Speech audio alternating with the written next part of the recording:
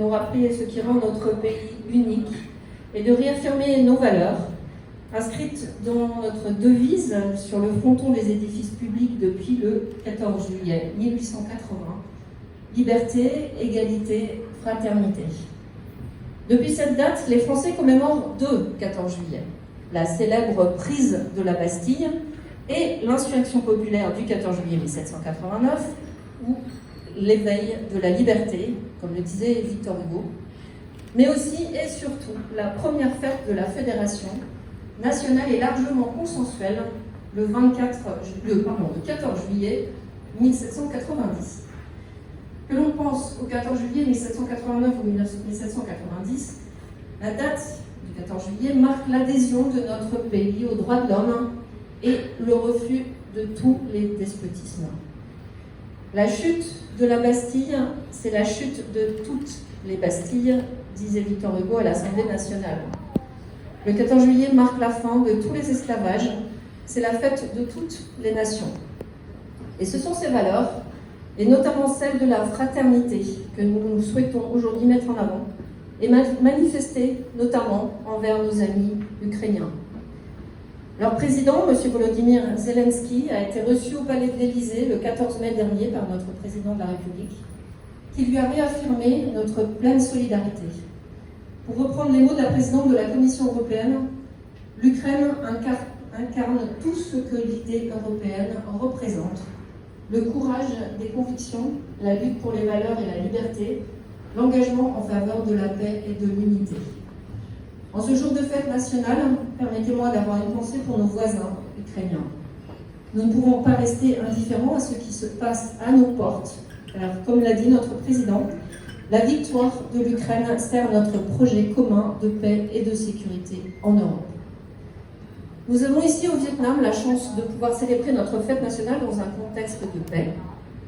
L'année qui s'est écoulée a été particulièrement riche et nous a aussi permis de commencer à dignement célébrer le 50e anniversaire de l'établissement des relations diplomatiques entre la France et le Vietnam.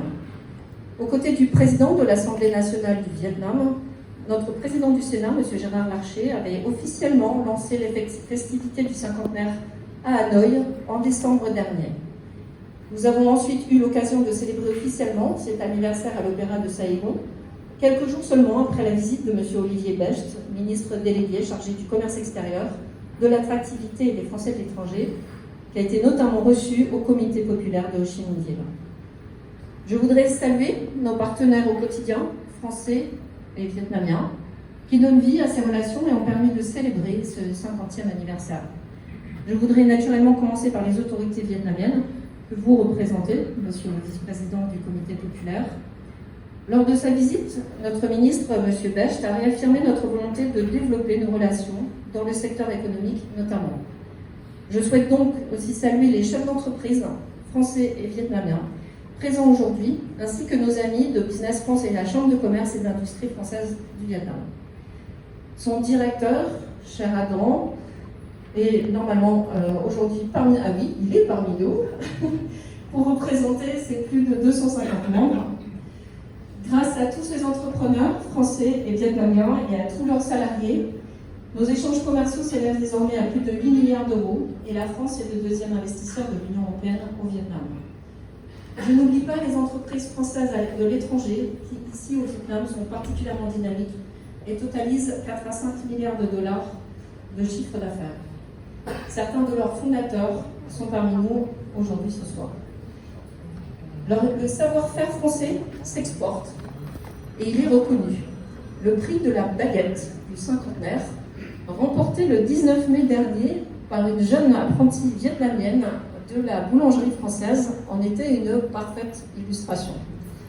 Ces derniers mois, nous avons aussi relancé le Club Santé en novembre, après 2 ans d'interruption contrainte par la pandémie, et accueilli ici même plus de 300 chefs d'entreprise, conseillers du commerce extérieur français, en poste dans toute la région Asie-Pacifique. Nous sommes capables, et j'en suis persuadée, de renforcer encore ce que nous pouvons entreprendre ensemble, pour reprendre l'expression du président du Sénat lors de sa visite. L'économie, mais aussi l'éducation, la recherche scientifique et la culture sont devenus des socles privilégiés de nos coopérations. Nos liens se sont élargis, nos projets diversifiés. Citons les 5500 étudiants vietnamiens actuellement en échange en France ou les 12e assises de la coopération décentralisée qui se sont tenues à Hanoï en avril dernier. Placée sous le signe des cultures partagées, la programmation du cinquantenaire des relations diplomatiques, qui allait de la gastronomie ce printemps à la mode cet automne, reflète cette diversité et n'aurait jamais pu voir le jour sans le travail des équipes de l'Institut français du Vietnam, présentes notamment à Ho Chi Minh Ville.